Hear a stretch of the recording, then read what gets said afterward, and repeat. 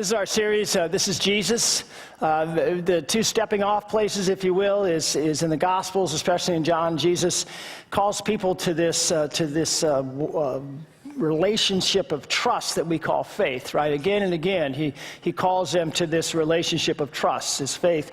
But it's always in the setting of unanswered questions and mysteries. You see in John, the crowds continually ask, well, we thought the Messiah was supposed to come from Bethlehem, but he came from Nazareth. What's going on here, right? And he never answers that question, even though you and I, having read Luke, said, well, wait a minute, he was born in Bethlehem, right? He never said that to the crowds. He let the question stand. And see, that's what faith is all about. In the midst of our questions, in the midst of the mysteries, the things that we don't know and the questions that we don't have answered, Jesus calls us to trust him. Can you relate to that? You think there's a reason why in John, the Holy Spirit had John write things down like that so we could see that? Because they were no different than we are. He calls us to this place of trust, even in the midst of our questions and the things that we can't understand, the mysteries of our life, right? And yet in the middle of all that, Jesus is doing these great and marvelous signs so that they can know that he is the Messiah, the Son of God, right? In fact, towards the end of the Gospel of John, it says, these are written so that you might know that Jesus is the Christ, the Son of God, and that by believing you might have life in his name, right? Questions are not always answered. The mysteries stand, but this is the Christ, the Son of God. Trust him, right? So that's the first thing. The second thing is, as we're looking at Jesus as the one, today as the one who calms our fears, we look back at the Gospels to show us what this means in our lives. Because the Gospels are not written like a textbook. They're written in stories. And surprise, we live our lives in stories. And so if we want to see what it means that Jesus are these things to us, instead of looking at a textbook that is stated, we see what it looks like in flesh and blood reality in these stories that God shows us in the Gospels. Okay, so that's the foundation of what we're doing. Today, as I said, he is the one who calms my fears, okay? There was this president, he was pretty famous. Go ahead, put that one up for me. His name was Franklin Roosevelt, right? And he was the president during the Great Depression in the 30s, right? And into World War II. And he initiated these things. He was the first president that really used radio. I know it's hard to fathom, but they didn't have much TV, right? so they used radio, and he did these things. I think they were called fireside chats. You historians, is that close? Okay, yeah. And the whole nation would listen to him on the radio. And there was this famous broadcast after we were kind of pulled into World War II with the attack on Pearl Harbor, right? And imagine what that would have been like for our nation. Everything that they thought was solid was now uncertain. Right? They thought they were safe. They thought they were, the oceans protected us from the bad people in the world, right? From the folks that might get us, and they found out that's not true. They didn't know what tomorrow would hold. They didn't know that the nation would stand or not, right? Their whole world was turned upside down. Everything that they thought was solid became like quicksand. In the middle of all that, he goes on the radio and he says this famous line. He says, all we have to fear is fear itself. Now, what is he talking about there? He was talking about this idea of kind of living like a deer in the headlights, being overwhelmed by fear, right? Because it causes, sometimes it freezes us, and sometimes it causes us to do things that we shouldn't be doing because we're just living afraid. Can you relate to that at all? Do you have places in your life, have you gone through things, or maybe right now, that it seems like your whole world's upside down, that everything seems surreal, not quite real, and you're trying to get a handle, you're trying to find some solid ground, but you take a step and it's like you're in quicksand, and it's banging against your head. Well, what's the reality of things? Who am I? All those things. Does that happen to you? That happened to the whole nation, right? I remember my dad was a senior in high school, I think, when all this hit. I was a freshman in college. And he was in a movie theater with two friends when the news came over that Pearl Harbor had been bombed. One of the friends was a Japanese American. And he said to me, it was so crazy because all of these people went nuts and tried to get his friend. And they actually had to fight their way out of the movie theater. You see what fear does? Sometimes it freezes you, and sometimes it causes you to do stupid stuff. Huh? Have you experienced that in your life? That's what he was talking about, see? Don't let fear run your life. This panoramic fear that sometimes we live in. But I remember one time I was watching a movie with my dad, and it was a recording. It was about set in that time, and they had a recording of President Roosevelt saying this: all we have to fear is fear itself. And my dad kind of laughed. And I said, Dad, what you laughing for? He says, well, you know, when we were sitting in the foxhole and the bullets were killing us everywhere, we kind of made fun of that. You know? I mean, we really made fun. I mean, we understood what he was trying to do with the nation, but it really didn't. You know, when you got the bullet coming at you, there's something to be afraid of, right? So you have that aspect of fear also. Sometimes you have the rhinoceros charging you, right? You have stuff that's right in front of you, and yeah, it can really hurt you, huh? There's a difference between the two. You know, I thought about this, and just from this last week with folks I've talked with, these are some of the things I've talked with them about, right? The fear of loss. I can't do what I used to do. Or my kids have moved far away, right? Or I sure wish that person was with me, they died, huh? Fear of loss. Who's going to go next? When's the next shoe going to drop, right? Fear of loss. And that loss is going to hurt, right? Fear of uncertainty. What's going to happen, right? I lost my job. Am I going to be able to keep my house? Uncertainty, right? I'm going to the doctor and there's something wrong? Am I going to be okay? That's like that's a bullet coming at me, right? Am I going to be okay?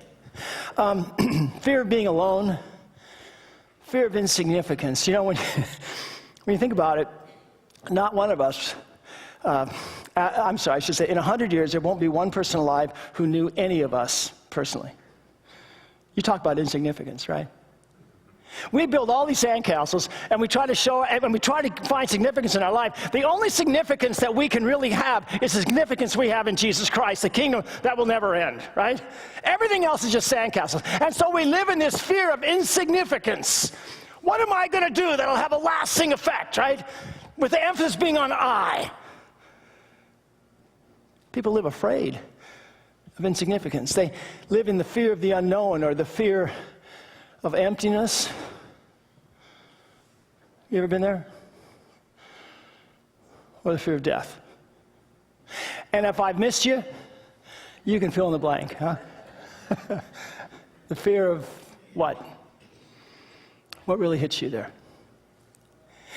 And so it's complicated, both this idea of, you put that all together, the idea of just living in fear for the sake of fear, because all the pillars in our life seems to be quicksand, and yet at the same time, the bullets, the rhinoceroses are charging us, the things that are right in front of us. I wrote this little paragraph to kind of introduce the services this weekend. It says, in the mystery and questions of life, all of humankind seems to live in multifaceted fear. It is different for each of us as each of us lives through unique and different experiences. Yeah, so I hope I hit you with something here. But if I missed, I know that there's some fear that you're struggling with. All right? Yeah, we all have fears. What fears reside in you? And this is the point. There is one who can calm them once and for all, and this is Jesus. I want you to leave with that today, and I want you to know that you can take that into the lives of others who are crippled by fear. You got a gift to give them, see? This one who calms our fears once and for all, and he's Jesus. This is Jesus. We're going to look at a couple of stories in the New Testament to drive home these points. The first one, go ahead. It's set on Maundy Thursday. Now, Maundy Thursday is the night before Jesus died, right? Jesus had been telling his disciples that all hell would break loose. Literally, right? It would look like hell had won.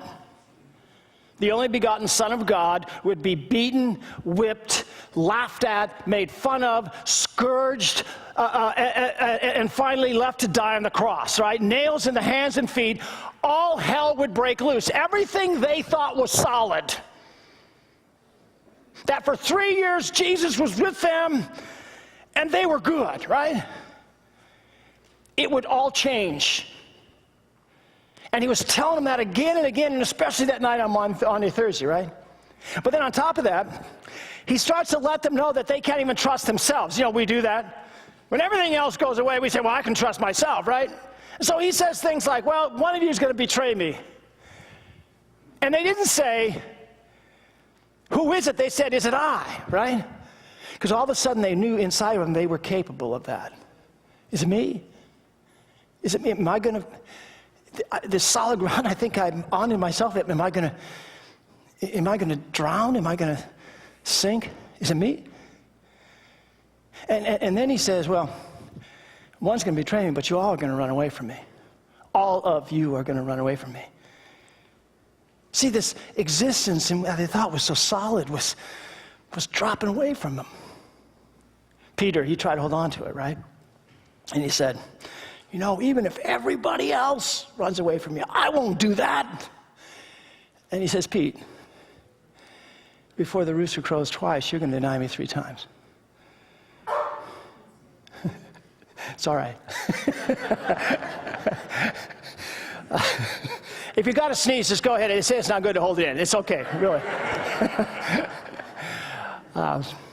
So everything in their lives they thought was solid rock had become quicksand. Can you relate to that?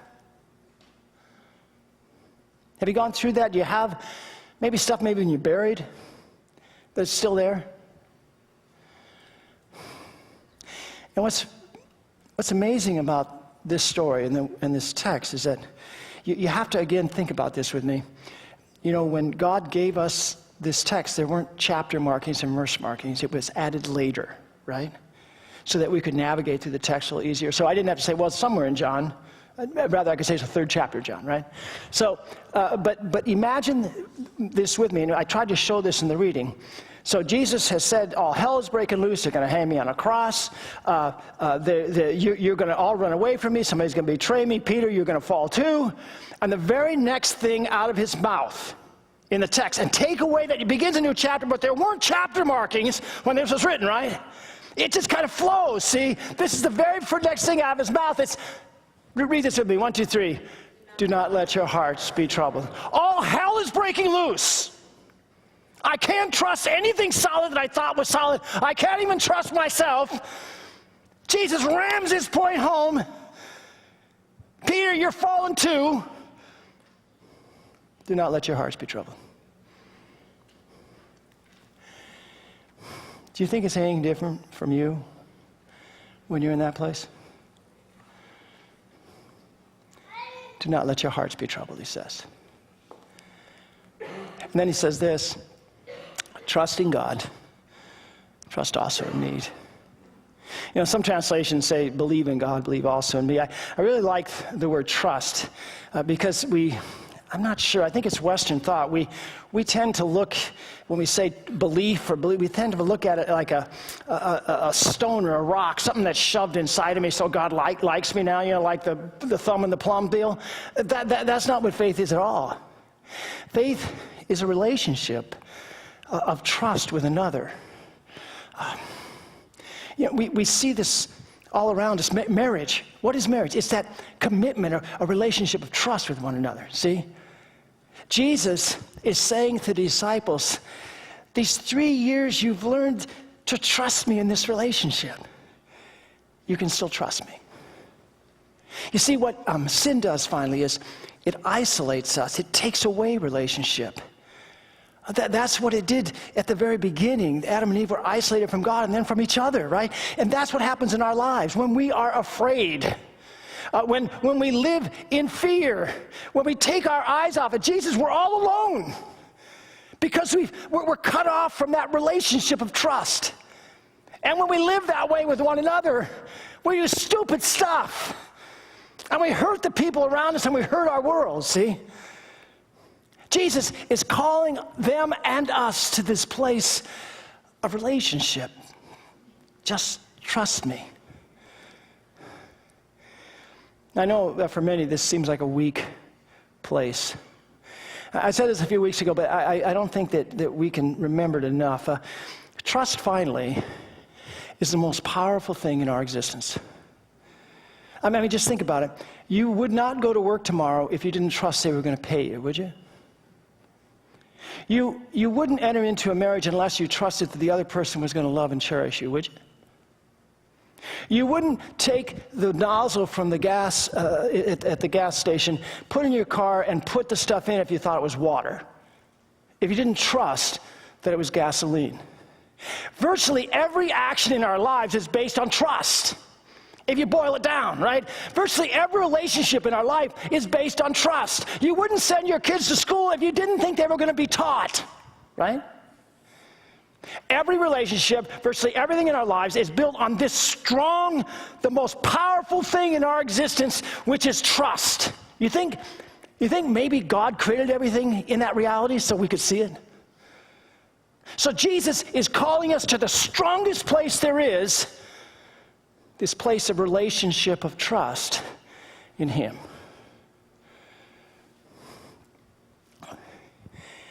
And then he gives them this panoramic view. You know, I want to talk about the trust a minute. When I was in a junior in high school, my brother came home. He was a junior in college. We had 4 years apart. It was over Christmas vacation. And so we decided to go backpacking, and we checked the weather. It was going to be beautiful weather. And we went up to this peak, and we were a couple miles on the other side, and so we slept there that night. And we woke up to 4, 5, 6 inches of snow on us, right? And there was this blizzard that was amazing. I never realized what vertical snow was before that, right? And my mom and dad called the search and rescue, and they said, and the search and rescue, they described who we were. They described that we had hiked together all of our lives, blah, blah, blah. And they said, well, we don't think they're dead yet. Yeah, that's honestly what they said. We don't think they're dead yet. And you know why the reason was that they didn't think we were dead yet? They said, well, it seems like they trust each other. And I remember we were on this ridge. My brother, my whole life, when we were hiking, he was the older one, so he found the trail, and I just followed him. And I remember him stopping on this ridge. I mean, the wind was howling, the snow was vertical, and he stopped, and I walked up, I said, what's going on? And he said, I can't find the trail. That's what he said. And I said, okay, where do you think it is? He says, I think it's straight down that ridge. And I said, let's go, right? I trusted him, and he trusted me that I'll make it with you. We'll go. And the trail was down there. We ran into a couple who were trying to come out as well. They were a young couple. They were married. I mean, their equipment was like Cadillacs. They had down vests, they had down coat, they had mittens, they had down things on their heads, they had a 2-man tent that you could survive in Antarctica with. They had it all. They had all this freeze-dried food, they had everything, right? And we said to them, hey, why don't you guys come out with us? We're going to go this way. We think it's a little better way. And said, no, we're going to be all right. And anyway, we got home, and a couple days later in the newspaper, there's an article, they died up there. You know why they died?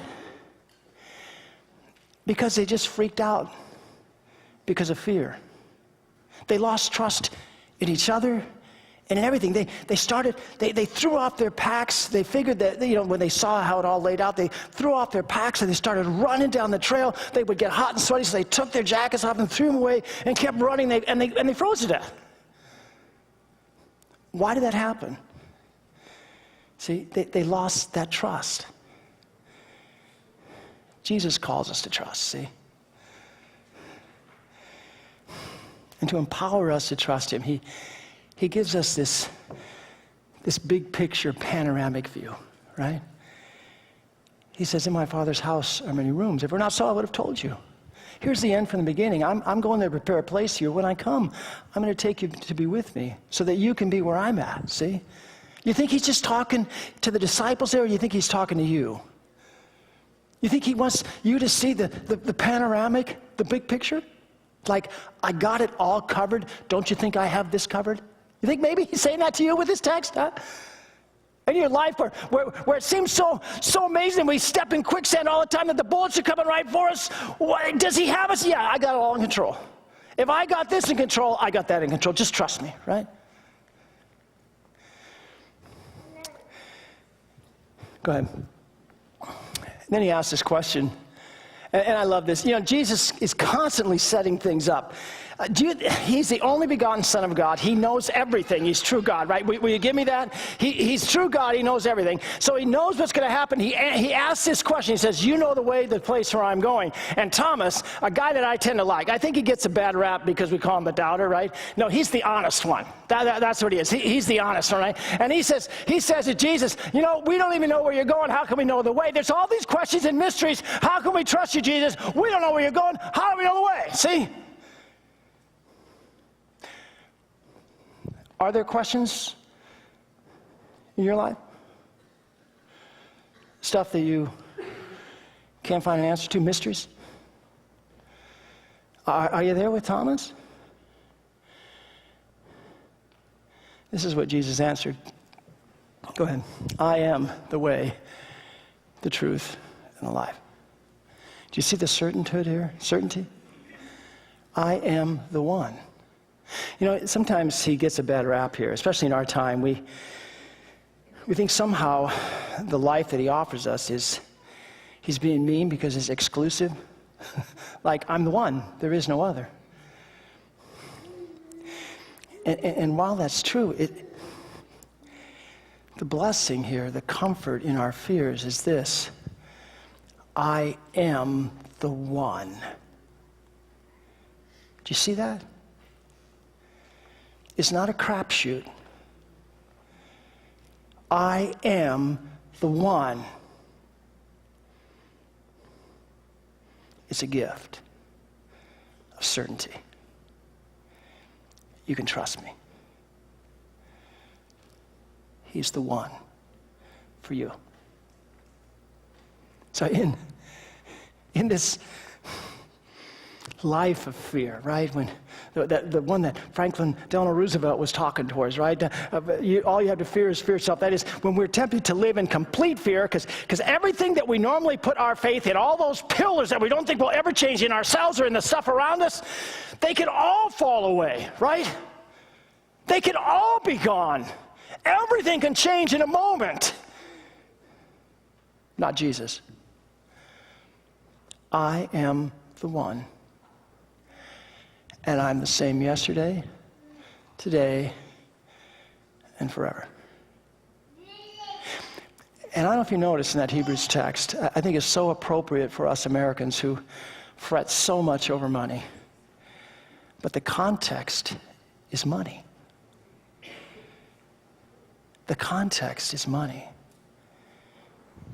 Be content, he says. How can you do that? Because I don't change. I'm the one who was with you yesterday, and I'm with you today, and I'll be with you forever. You can trust me. No matter what it seems is crumbling down around you. Even when you can't even trust yourself. Yeah. I am the one. A few verses later, he says this: peace I leave with you, my peace I give you. The peace here is for the Jewish folks, would be Shalom Peace. Peace of body, soul, mind, and spirit. But it's more than that. It's always connected with relationship. So it's this peace of being tied in relationship with God through Jesus Christ. That's why he can say this: I do not give to you as the world gives, because everything the world gives can be here today and gone tomorrow. Everything the world gives can change, right? But Jesus is the same yesterday, today, and forever. He gives you a peace that is absolute and certain, the shalom peace of body and soul and mind and spirit, right? Down to our very existence. That's what the soul is, the heart. It's the very essence of who we are. Do not let your hearts be troubled. See, your soul, the very essence of who you are. Don't be afraid. Trust me. Receive this relationship every day and rest in it. There's a second story I want to look at today with the Gospels, because it really focuses on this idea of those individual things that are coming right at us that we can be afraid of, right? The bullet, the charging rhinoceros, whatever it might be, it's right in front of us. This is something I maybe should be afraid of. And the story here is really neat. What's amazing about this, and when you read the Gospels, try to notice this, how many times Jesus sets things up, right? On this particular one, he says, come on, we're getting in the boat. We're going over there, right? I mean, he sets it all up. He knows this. So they get in the boat, and he goes to sleep in the front. And then this big storm comes up on the Sea of Galilee. I don't know if you've ever been on the Sea of Galilee. It's a big place. And I remember when I was on a boat, it just got a little rough, and I thought, man, if I was on a little boat, I'd be scared right now. And this isn't even a storm, right? Well, they're on the Sea of Galilee. This great storm comes up, and they're afraid for their life.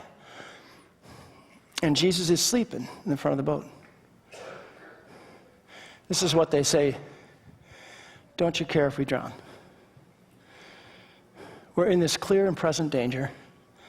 It's coming right at us. Don't you care? You know what they're saying is, are you falling asleep on the job? Are you really with us? Or don't you care about us at all? Do you see us? Do you ever ask that question?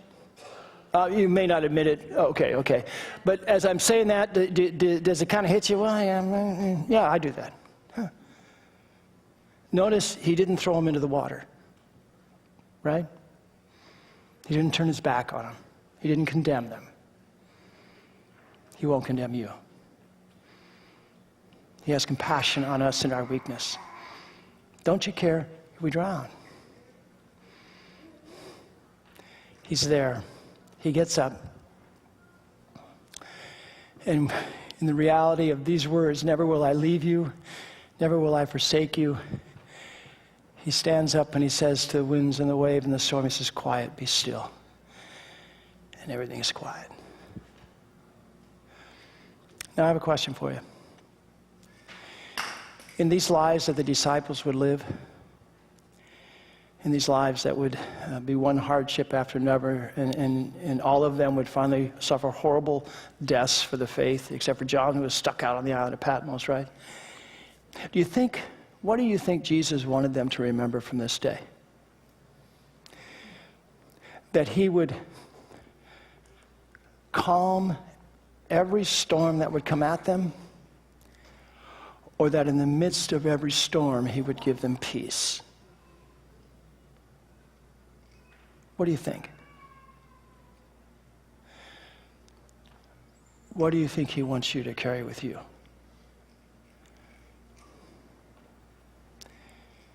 In every storm, with every bullet that comes at us, with every charging rhinoceros, he gives us peace in the middle of all that, because we're in his hands. He says to them, why are you so afraid? Do you still have no faith? Trust in me. But they had a problem, okay? It goes on to say this. It says they were terrified and asked each other, who is this? Even the winds and the waves obey him. They were terrified because they didn't see Jesus for who he was. There's an Old Testament story.